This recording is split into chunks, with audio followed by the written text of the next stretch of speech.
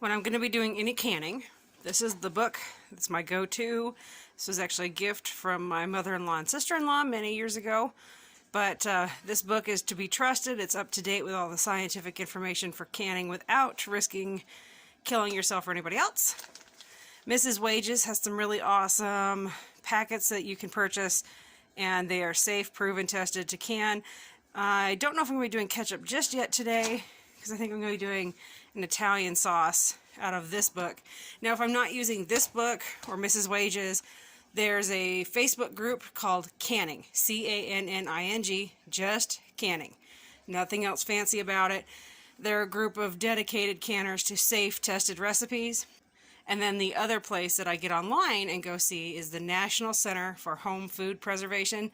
They've got amazing information for canning, but those are your safe, tested places. Yes, there are groups that rebel canners and all this and that, but you guys, my great-grandma is 99 years old, and if a 99-year-old canner says use the newest information and that you can't trust those old recipes, there's a reason. So like I said, if my 99-year-old great-grandma knows better to use proven, tested stuff, please, I mean, I know that there's those rebel canners, but take a peek at getting yourself this book. You can find these in thrift stores all the time, bookstores, and Amazon. But go the safe route. And if you want to do it for free, don't want any cost on getting your recipes, go to that National Center for Home Food Preservation. I decided on using the seasoned tomato sauce recipe in my Ball Home Preserving book.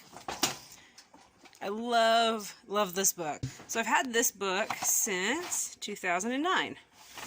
So back here, let's see. It's got a lot of use. Lots and lots of use. Look at this. These are some of the recipes in there, you guys. Anyway, keep going. I was on 364. If you don't have this book, I highly recommend getting it. Adding it to your collection. The old books are fun, but the recipes in them are proven. Many of them are no longer safe to use. So I have a collection of old canning books. I do. I just don't use them. I love to look at them. I love to read through them. And sometimes there's handwritten notes in there from family or somebody. But I do not use them for my canning purposes. Anyway, this is why I love the Ball book. So check this out. You know, it talks about the importance of reheating if you've brought your temperature down and why it's important to kill the microorganisms. It talks about, you know, sealing them properly. This one talks about how even though onions are a low acid food, how you can do it in this sauce because of the rest of the acid that's going to be in this. So this book, I mean, it goes into such detail. They did such a wonderful job on this book. I cannot say it enough that I highly, highly, highly recommend getting this book. In fact, you guys, I'll keep my eyes out, see if I can get my hands on at least one, but maybe I can get our hands on a couple, and see if we can do a book giveaway for you guys. I sure appreciate all the dedication that you guys have given me, and see if I can get my hands on some of these, give you guys some books. These are the jars I'm going to be using today. Usually I use Ball or Kerr, their jars and lids, but I have these ones.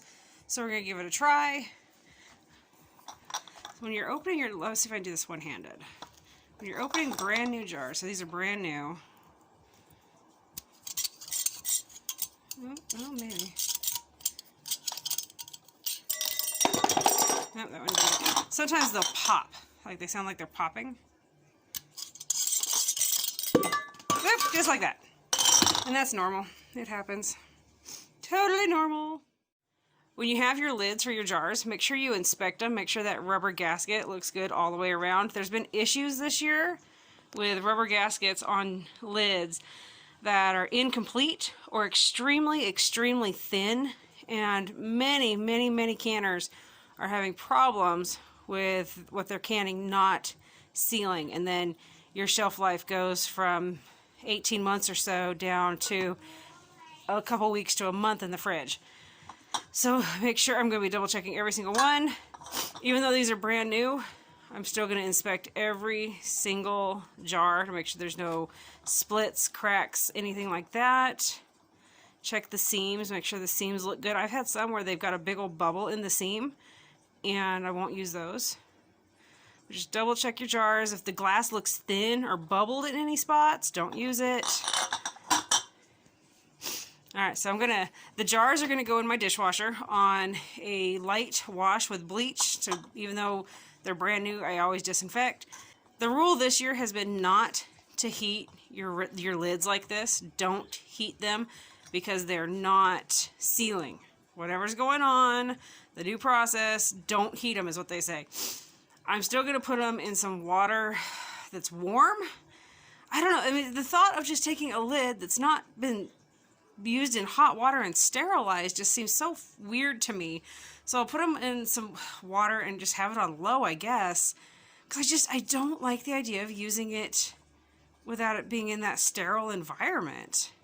I don't know. But so that's the new rule that people have got this year, is all the canning companies are saying don't heat them. If you heat them, that's when you've got high failure. So I'm hoping if I just have it in water on low, we'll experience hopefully 0 failure. That's the plan. But I'm going to get these jars in the wash, because while they're in the dishwasher on that light wash, that'll give me plenty of time to get the tomatoes processed. There we go. Jars and rings are in there. They're just going to go on a light wash with some bleach. Make sure they're nice and sterilized. Now, save your box. When you've emptied your jars out of it, save your box. After you've had the 24-hour hold, after you've canned, you've got that 24-hour hold to check your seals, save it, because this is the excellent way to take it out to wherever it is you store your jars, or even store them in there. I actually have many that I just store right there in the box. It's a small miracle. The only splash is right there of tomato. Usually by the time I get done with anything tomato or berries, it looks like there was a murder scene in my kitchen from all the stuff that dribbles everywhere. Anyway, that is 10 pounds of tomatoes in my pot. Cooking them down. It's got to cook by about half. And then I take a potato masher and you just mash it to get the juices released and break up the skin and the meat of the tomatoes. So just keep going. It's sitting at a medium-high heat. I don't want it to boil too much at this stage with it being so high. I mean, it needs to reach a boil, but I didn't want it to boil over. So when I first get started, I kind of start on a medium-high so it doesn't just go crazy and blow over. But just keep working it. I am going to slice up my onion now that I've got this kind of broke down. Slice up my onion and garlic. Get that in there. I think I'm going to have to invest in a bigger pot. Oh, might be time for the tomato mess to actually happen now. Just gently tamp that down. Alright. So far, so good. Just wait for it to start. It'll start bubbling. It'll be over. I'll have a mess everywhere.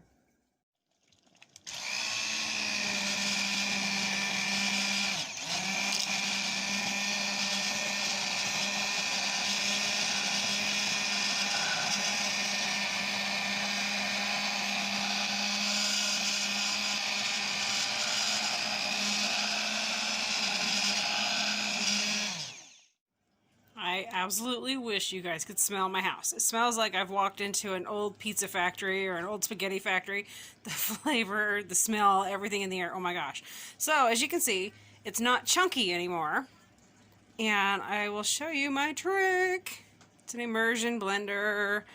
So sometimes at the beginning, when I'm doing tomatoes like this in a sauce, I will either put them through my food processor or a blender and blend them ahead of time.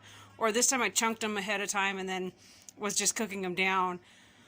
And I have a sieve or a colander. I have the different things that I could have pressed it through. But my personal opinion is that you get more from the nutrition of leaving the skins and seeds in there than if by taking them out. And I've double checked through Ball and through the National Center for Home Food Preservation. I've checked through all of those sites. And for these recipes, it is okay to leave your tomato skins in there and your seeds. It's not going to affect it and make it crazy. So I just used the immersion blender to blend it up, make it a smooth sauce from the chunkiness. And just, it's my personal opinion. You know, everybody's got their own difference. But see that? It's going to cook into this gorgeous sauce. We have a lot of liquid still that it's boiling off. I imagine we'll cook down at least another probably 2 inches, maybe, inch or two. But look how smooth that is. Just using the immersion blender to smooth that all in there. And if I find some chunks as it cooks down, I might use the immersion blender again. But how gorgeous is that? And you're getting all the health from the entire tomato, all of everything, instead of, you know, using the colander or the sieve or whatever and removing it. So that's just my personal thing for canning. Some people do it, some people don't. Gorgeous, gorgeous tomato sauce. And this is used on, like, when I do lasagna, pizza, spaghetti, you name it. I mean, there's so many ways to use this sauce. It's kind of crazy how it cooks down, and you start it in an overflowing pot, and then you get to here, and it's kind of like, oh, but still love making it. I'm going to go see if I can get more tomatoes and make another batch. This is one, I swear, I never have enough on my shelves when I make this. This and then like chili. I'll make a chili base. It's the sauce for chili. And oh my gosh, you guys, the flavor. Or sometimes I'll make a sauce, a tomato-based sauce for when we do like taco night or something that I can put in with the meat. All the seasonings. Now it's been about 4 hours that it took me to do just this part, you know, between the picking and prepping and this. But I have food that I know where it came from. I know how she does her land over there. And I know that there's no garbage preservatives in this. It's going to be healthy food for not only my family, but I'm sharing it with their family as well, as a thank you for, you know, letting me pick tomatoes. So I'm going to get this canned into the jars and into the water bath. So now it's starting to look like a tomato murder scene with all the splatter. This is the basic equipment I use when I'm canning. The green funnel, you stick it right in your jar, you can put everything into it. I use a measuring cup to pour. This is for grabbing onto the jar so I can twist the lids a little easier. This is my magnetic grabber for getting the jar lids out, just like that. I always put my lids down. And then this guy, it's a lifter for your jars. Never, ever, ever, you guys, a couple weeks ago or last week, something like that, somebody posted they had one of these, and it has the rack in there. Her husband lifted up the rack and to take all the jars. So the jars were in the rack. He lifts it up to go put it on a counter, and the rack shifts, and all of their jars took a tumble. Many, many, many jars broken. So please, please, please use your lifter to lift them out when you're done. Don't rely on the racks. They're not reliable. Okay, now I'm going to get my jars out. They're in the dishwasher where they had a bleach bath, and now they're still warm. I have it on a warm setting. And that way I don't have to try to boil jars at the same time doing this and keep them warm, because you want to put your product into warm jars. You don't want a cold jar. You don't want to risk that jar stressing out and breaking. So canning it up, it's literally this easy. I do give it a stir because the heavy stuff does sit more at the bottom. I just bring my measuring cup right over and in. And see, when I use this, see how it keeps the, well, there's always going to be a plop. And that's why you have a rag or a towel, something to wipe your rim. And I'll show you in a second that part. Something that this recipe does call for is lemon juice. 1 tablespoon of lemon juice per jar before you start ladling in. And then this is so I was telling you, you want to keep a rag handy to wipe the rim here. This is the rim of the jar. Anything on there, any particles, food from the food that can get in the way will give you a bad seal, and you'll end up with a seal that pops off of your lid and no good product. And this calls for 1/2 inch headspace. I know that looks a little bit crazy. I've got a tilt on this stove, but it is 1/2 inch on the headspace.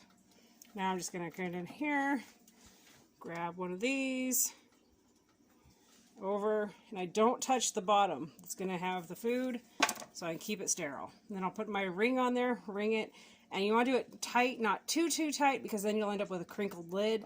And again, your product is just toast. You got to put it in the fridge and use it ASAP if it doesn't just leak everywhere.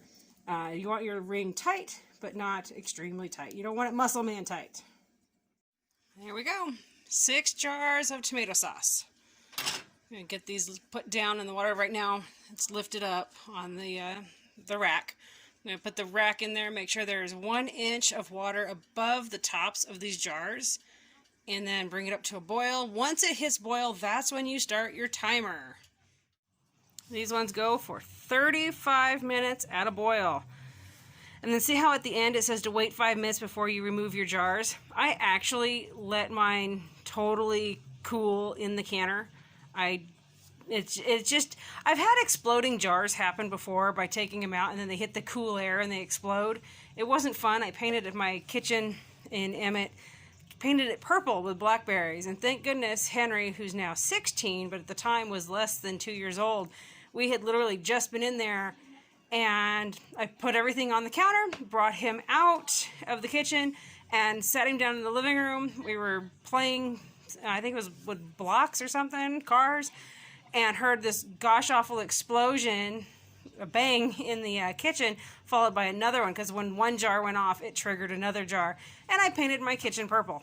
So I actually let it cool in my canner, and then I'll lift it up, let it sit on the rack up in the air for quite a while, and then I will move them to a towel and let them sit for 24 hours before I check to make sure that they all have a good seal. And then at that point, if it's been 24 hours and if I have a bad seal, I probably, most of the time, I just put it in the fridge and get it used. I rarely reprocess. I just make sure we just use it. So that it kind of sounds like it's boiling, right? Like kind of looks, and you can kind of see, but let me show you something. It's got to be a true boil. It's still not there. That doesn't count as a boil. You need a good rolling boil, and then it counts. Then you start your timer. I'm not even going to open the lid. That is a true boil. Now, I am going to reach carefully back here and turn my burner down just a bit, because I don't want this thing crack-a-lacking around on high, burning up the house. You can actually bring it down a bit, and it'll still maintain a nice rolling boil without all that insane heat of an extremely high burner. So I'm just going to watch it here for a minute, make sure I didn't turn it down too high, or too low. But I just don't want that burner too high. But anyway, I'm just going to watch it a second, see what we got. And if it maintains, I'll start the timer. Adding a little bit of extra time by waiting like this is not going to hurt your product. My crazy level is apparently running high. These just wrapped up in the water bath. They're cooling. And I'm starting another round for tomato sauce tonight. And it's almost 7 o'clock in the evening. Yep, the crazy is strong.